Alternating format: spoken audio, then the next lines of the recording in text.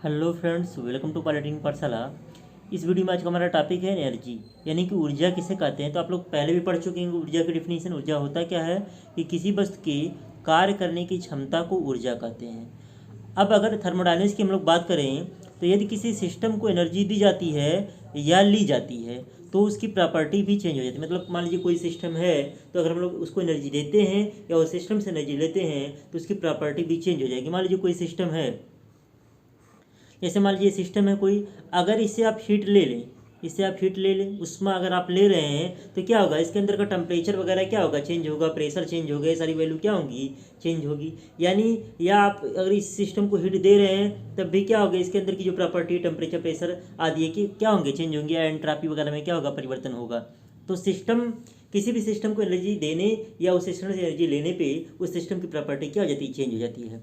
अब एनर्जी का यहाँ पे क्लासिफिकेशन किया गया है, और ये जो टॉपिक आपके सिलेबस के बाहर है, लेकिन आगे की कुछ चीज़ों समझने के लिए हमको ये टॉपिक क्लियर होना जरूरी है। जब तक हमको एनर्जी के बारे में अच्छे से नॉलेज नहीं होगा तब तक हम लोग आगे के टॉपिक जो है पढ़ मतलब समझ नहीं पाएंगे। तो उसको अच्छे से समझने के लिए ये हमारा एनर्जी वाला टॉपिक अच्छे से क्लियर होना चाहिए। अब एनर्जी की हम लोग बात करें, एनर्जी दो टाइप का होता है, एक स्टोर्ड एनर्जी होता है और एक फ्लो एनर्जी होता है, जिसे हम लोग ट्रांजिशन एनर्जी भी कहते हैं। स्टोर्ड एनर्जी क्या होता है, ऐसी एनर्जी जो किसी सिस्टम के बाउंड्री के अंदर स्टोर होता है उसे स्टोर्ड एनर्जी कहते हैं। नीचे डिफिनीशंस भी लिखा हुआ है इसके। फ्लो एनर्जी क्या होता है, ऐसा सिस्टम जो बाउंड्री के आर पार आता जाता है या बाउंड्री के क्रॉस आता जाता है, उसे हम लोग क्या कहते हैं, फ्लो एनर्जी या ट्रांजिशन एनर्जी कहते हैं। अब जो आपका स्टोर्ड एनर्जी होता है दो टाइप का होता है, एक एक्सटर्नल स्टोर्ड एनर्जी होता है और एक इंटरनल स्टोर्ड एनर्जी होता है। अब एक्सटर्नल स्टोर्ड एनर्जी दो टाइप का, काइनेटिक एनर्जी और पोटेंशियल एनर्जी। काइनेटिक एनर्जी क्या होता है, मान लीजिए कोई बॉल है, कोई बॉल है, अब इसको अगर फेंकेंगे तो इसमें क्या होगा, वेलासिटी होगा, और वेलासिटी के कारण यानी कि गति के कारण इसमें जो एनर्जी स्टोर होगी वह क्या होगी, वह काइनेटिक एनर्जी होगा। और ये काइनेटिक एनर्जी कौन सा टाइप का होगा, एक्सटर्नल वाले टाइप का होगा। ऐसे ही मान लीजिए कि कोई किसी, ये बॉल जो है या कोई पदार्थ है, कोई पदार्थ है, इसको हम डेटम मान लें, इसको क्या मान लें, डेटम लाइन मान लें। अब कोई पदार्थ मान लीजिए यहाँ से जो है ये ऊंचाई ऊपर है, तो यह ऊंचाई ऊपर है, तो ये ऊंचाई के कारण इसमें क्या है, इसमें एक पोटेंशियल एनर्जी होगी, उसमें क्या होगी, पोटेंशियल एनर्जी होगी। तो इस ऑब्जेक्ट में जो पोटेंशियल एनर्जी होगा वो भी किस टाइप का होगा, वो भी आपका एक्सटर्नल टाइप का होगा। पोटेंशियल एनर्जी भी आपका क्या होगा, वो भी पोटेंशियल एनर्जी भी आपका एक्सटर्नल टाइप का ही होगा। अब हम लोग बात करते हैं, अब हम लोग बात करते हैं फ्लो एनर्जी। तो आपका दो टाइप का होता है, एक हीट होता है, एक वर्क होता है। इसकी डिफिनेशंस भी आगे लिखी हुई है, हम लोग वहाँ पे पढ़ेंगे। अब जो हमारा internal kinetic, internal stored energy होता है आपका, ये तीन टाइप का होता है, एक मॉलिक्यूलर एनर्जी, एक केमिकल एनर्जी और एक न्यूक्लियर एनर्जी। मॉलिक्यूलर एनर्जी क्या होता है, जो किसी भी सिस्टम की जो मॉलिक्यूल्स होते हैं, छोटे छोटे मॉलिक्यूल्स जो होते हैं, कोई भी सिस्टम छोटे छोटे मॉलिक्यूल से मिलकर बना होता है, तो मॉलिक्यूल्स मॉलिक्यूल्स जो होते हैं वो इधर उधर गति करते रहते हैं, मतलब मॉलिक्यूलर मोशन होता रहता है उसमें। तो मॉलिक्यूलर मोशन के कारण जो एनर्जी होती है वो आपका होता है मॉलिक्यूलर काइनेटिक एनर्जी होता है। और कोई भी जो सिस्टम होता है उसका फेज होता है। मान लीजिए फेज सॉलिड भी हो सकता है, आपका लिक्विड भी हो सकता है, या गैसियस फेज भी हो सकता है। तो उसके फेज के कारण जो उसमें एनर्जी होती है वो आपका होता है मॉलिक्यूलर पोटेंशियल एनर्जी होता है। केमिकल एनर्जी जैसे आपका पेट्रोल हो गया, डीजल हो गया, तो इन सब सारी चीज़ों में आपके क्या होते हैं, केमिकल एनर्जी भी होता है। तो ये आपका इंटरनल टाइप का है स्टोर्ड एनर्जी। ऐसे न्यूक्लियर जैसे आपका यूरेनियम हो गया, थोरियम हो गया, इसमें क्या होता है आपका, ये जो है न्यूक्लियर एनर्जी जो है पाया जाता है।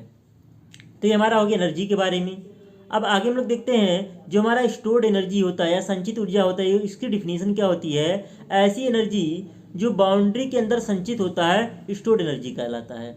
और फ्लो एनर्जी क्या होता है, बहने वाली ऊर्जा क्या होती है, ऐसी एनर्जी जो बाउंड्री के आर पार आ जा सके, फ्लो एनर्जी कहलाता है। फ्लो एनर्जी में आपके दो टाइप की एनर्जी आते हैं, एक आपका हीट आता है और एक क्या आता है, वर्क आता है। दोनों फ्लो एनर्जी, बहने वाली ऊर्जा है, और ये दोनों प्रॉपर्टी नहीं होती, ये दोनों प्रॉपर्टी नहीं होती हैं। अब साइन कन्वेंशंस की बात करते हैं फॉर हीट एंड वर्क। तो किसी सिस्टम को दी गई उष्मा या सिस्टम द्वारा किया गया कार्य, ये दोनों पॉजिटिव होते हैं। मान लीजिए कोई आदमी है, अगर आप उसको कुछ देते हैं, अगर आप उसको कुछ देते हैं या आप मान लीजिए कोई काम कर रहे हैं, तो वो आपका क्या होगा, पॉजिटिव होगा। तो अगर आपको अच्छा काम करेंगे तो अच्छा फल भी मिलेगा।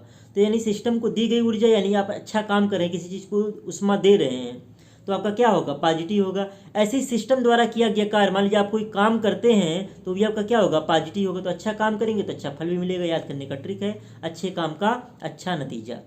ऐसे सिस्टम से निकाली गई उष्मा, मान लीजिए कोई सिस्टम है, अगर उससे उष्मा निकाल लेंगे तो उसकी एनर्जी में क्या हो जाएगी, कमी आ जाएगी, तो ये क्या होगा, निगेटिव होगा। या सिस्टम पर किया गया कार्य, मान लीजिए कोई सिस्टम है उस पर कार्य कर रहे हैं, मान लीजिए कोई गरीब है उसको सता रहे हैं, तो वो भी क्या होगा, निगेटिव टाइप का होगा। तो सिस्टम से निकाली गई उष्मा या सिस्टम पर किया गया कार्य दोनों क्या होंगे, निगेटिव होंगे, तो इसको कह सकते हैं बुरे काम का बुरा नतीजा। इससे याद कर सकते हैं आप, याद करने का ट्रिक है, किसी सिस्टम को दी गई उष्मा पॉजिटिव होता है और सिस्टम द्वारा किया गया कार्य भी पॉजिटिव होता है, लेकिन किसी सिस्टम से निकाली गई उष्मा या सिस्टम पर किया गया कार्य दोनों क्या होते हैं, निगेटिव होते हैं। अब जो आपका हीट होता है दो टाइप का होता है, एक सेंसिबल हीट होता है और एक लेटेंट हीट होता है। अब सेंसिबल हीट क्या होता है, डेल्टा क्यू बराबर MC डेल्टा T होता है, और लेटेंट हीट क्या होता है, डेल्टा क्यू बराबर M इंटू L होता है। अब सेंसिबल हीट में क्या होता है, टेम्परेचर घटता या बढ़ता है लेकिन फेज नॉट चेंज, लेकिन चेंज, मान लीजिए पानी है, वाटर है 10 डिग्री सेल्सियस पे, आपने इसका टेम्परेचर बढ़ा के मान लीजिए 90 डिग्री सेल्सियस कर दिया, तो यहाँ पे क्या हो रहा है, आपका पानी ही रहता, मतलब गैस नहीं हो पाएगा, यहाँ में टेम्परेचर बढ़ रहा है। ऐसे 90 से 10 ठंडा कर सकते हैं। तो सेंसिबल हीट के दौरान होता क्या, फेज जो है अपरिवर्तित रहता है। लेकिन जो लेटेंट हीट होता है इसमें टेम्परेचर तो कांस्टेंट होता है लेकिन फेज चेंज नहीं होता। जैसे पानी 100 डिग्री सेल्सियस का पानी है, इसको लेटेंट हीट दे देंगे तो क्या होगा, 100 डिग्री सेल्सियस के भाप में परिवर्तित हो जाएगा। तो इसमें क्या होगा, आपका फेज चेंज हो गया लेकिन टेम्परेचर क्या है, 100 ही रहता है, टेम्परेचर क्या रहता है, 100 ही आपका बना रहता है। अब हम लोग बात करते हैं unit of specific heat. Specific heat का यूनिट क्या होता है, तो हम लोग बात करें, हमारा फार्मूला होता है डेल्टा क्यू बराबर MC डेल्टा T। आप लोग हाई स्कूल में पढ़े होंगे डेल्टा क्यू बराबर MS डेल्टा T पढ़े होंगे, तो वही S की जगह पे C आ गया, बस चीज़ वही है। यहाँ पे इंजीनियरिंग में जो सिंबल आपका S की जगह पे C आ गया, बाकी सारी चीज़ें वही हैं। तो यहाँ से C बराबर क्या हो जाएगा, डेल्टा क्यू अपान M डेल्टा T। तो C अगर हम लोग देखें, डेल्टा क्यू का मात्रा क्या होगा, कैलोरी होगा, M का मात्रा ग्राम होगा, और टेम्परेचर का मात्रा डिग्री सेल्सियस। तो कैलोरी प्रति ग्राम डिग्री सेल्सियस, या इसी को किलो कैलोरी प्रति केजी डिग्री सेल्सियस भी कह सकते हैं, या जूल प्रति ग्राम डिग्री सेल्सियस कह सकते हैं, या ग्राम डिग्री सेल्सियस कहते हैं, या कैलोरी प्रति ग्राम केल्विन कह सकते हैं, किलो कैलोरी प्रति केजी केल्विन कह सकते हैं, जूल प्रति ग्राम केल्विन कह सकते हैं, या किलो जूल पर केजी केल्विन कह सकते हैं। तो किलो जूल पर केजी केल्विन जो है ये इसका SI मात्रक होता है। क्या, कौन सा मात्रक होता है, SI मात्रक होता है। अब हम लोग बात करें for isothermal process. Isothermal process के लिए अगर हम लोग देखें तो C बराबर क्या होगा, डेल्टा क्यू अपान M डेल्टा T। आइसोथर्मल के लिए हम लोग जानते हैं टेम्परेचर में परिवर्तन क्या होता है, नहीं होता है, टेम्परेचर समतापी प्रक्रम कहते हैं आइसोथर्मल प्रोसेस के लिए। तो यहाँ पे डेल्टा T का मान 0 हो जाएगा, अगर डेल्टा T यहाँ पे 0 रखेंगे C बराबर इनफाइनाइट आ जाएगा। ऐसे अगर हम लोग एडियाबेटिक प्रोसेस की बात करें, ये कंपटीशन में आता है, आइसोथर्मल प्रोसेस के लिए C का मान क्या होता है, इनफाइनाइट आता है, आपके यहाँ पे थ्योरी पेपर में नहीं आएगा। एडियाबेटिक प्रोसेस की बात करें तो C बराबर क्या होगा, डेल्टा क्यू अपान M डेल्टा T से। तो C बराबर एडियाबेटिक के लिए डेल्टा क्यू का मान क्या होता है, 0 होता है, तो 0 अपान M डेल्टा T, यानी कि यहाँ पे आ गया C का मान 0। तो एडियाबेटिक के लिए जो आपका C का मान होता है 0 होता है, और आइसोथर्मल के लिए C का मान इनफाइनाइट होता है। यानी कि कह सकते हैं किसी भी गैस के लिए, किसी गैस के लिए जो रेंज ऑफ C होता है वो 0 to इनफाइनाइट होता है। किसी गैस के लिए जो रेंज ऑफ C का वैल्यू होता है वो क्या होता है, आपका इनफाइनाइट होता है। अब C की अगर हम लोग बात करें, सॉलिड एंड लिक्विड के लिए केवल एक वैल्यू होती है। सॉलिड और लिक्विड के लिए C की एक वैल्यू होती है। और हम लोग गैस की बात करें तो 2 वैल्यू होता है, एक CP आपका होता है, एक CV होता है। CP को लोग बोलते हैं constant specific heat at constant pressure, यानी कि स्थिर दाब पर विशिष्ट ऊष्मा, और CV को लोग बोलते हैं specific heat at constant pressure volume, मतलब स्थिर आयतन पर विशिष्ट ऊष्मा। इसकी परिभाषा भी हम लोग आगे जो है पढ़ेंगे इसी वीडियो में। अगर हम लोग वाटर की बात करें, ये सब कंपटीशन पूछा था। C का मान वाटर के लिए होता है 1 कैलोरी प्रति ग्राम डिग्री सेल्सियस, या 1 किलो कैलोरी प्रति केजी डिग्री सेल्सियस, या 1 कैलोरी को अगर हम लोग जूल में बदलते हैं तो 4.81 या 4.2 जूल कह सकते हैं। तो जूल में बदलेंगे तो हो जाएगा 4.18 जूल प्रति ग्राम डिग्री सेल्सियस, या 4.18 किलो जूल प्रति केजी डिग्री सेल्सियस।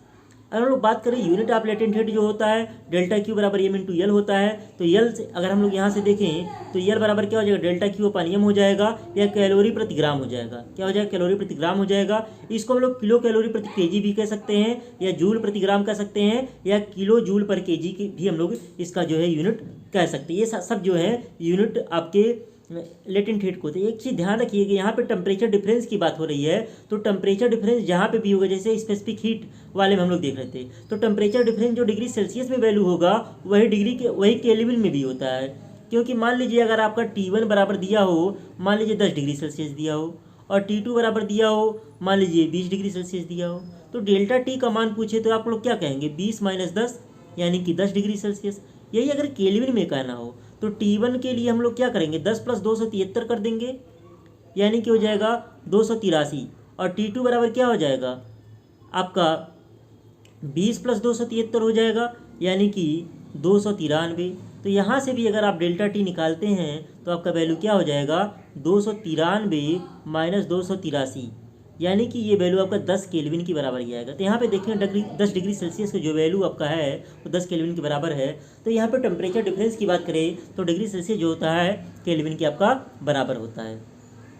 हम लोग आगे बात करते हैं वाटर के लिए। वाटर के लिए एलएफ मतलब होता है लेटेंट हीट ऑफ वेपराइजेशन, गलन की गुप्त ऊष्मा, और एक होता है एलवी, इसको लोग बोलते हैं लेटेंट हीट ऑफ वेपराइजेशन, वाष्पन की गुप्त ऊष्मा बोलते हैं। तो यह एलएफ का जो मान होता है 80 कैलोरी प्रति ग्राम या 80 किलो कैलोरी पर केजी होता है। या अगर हम लोग अगर 4.18 से गुणा कर दें या 4.2 से गुणा कर दें तो प्राप्त 335 जूल प्रति ग्राम या 335 किलो जूल पर केजी के बराबर आ जाएगा। और एलवी का मान अगर हम लोग बात करें लेटेंट हीट ऑफ वेपराइजेशन का तो 540 कैलोरी प्रति ग्राम होगा या 540 किलो कैलोरी प्रति केजी होगा। अगर हम लोग बात करें इसको हम लोग जूल में बदलें तो 2257 जूल प्रति ग्राम होगा या 2257 किलो जूल पर केजी के बराबर ये होगा। अब यहाँ पे हीट और वर्क की डिफिनेशन लिखी हुई है। हीट क्या होता है, ऊर्जा का वह रूप जो तापमान में अंतर के कारण, ऊर्जा का वह रूप जो तापमान में अंतर के कारण बाउंड्री के आर पार होता है, हीट कहलाता है। और वर्क क्या होता है, ऊर्जा का वह रूप जो तापमान में अंतर के अलावा अन्य किसी कारण से बाउंड्री के आर पार होता है, उसे हम लोग क्या कहते हैं, उसे हम लोग वर्क कहते हैं। हम लोग बात करें specific heat at constant pressure. इसकी परिभाषा क्या होती है कि स्थिर दाब पर कांस्टेंट प्रेशर, स्थिर दाब पर किसी गैस की इकाई द्रव्यमान के तापमान को इकाई डिग्री बढ़ाने के लिए आवश्यक ऊष्मा की मात्रा को स्थिर दाब पर विशिष्ट ऊष्मा कहते हैं। इसे सीपी से दर्शाते हैं।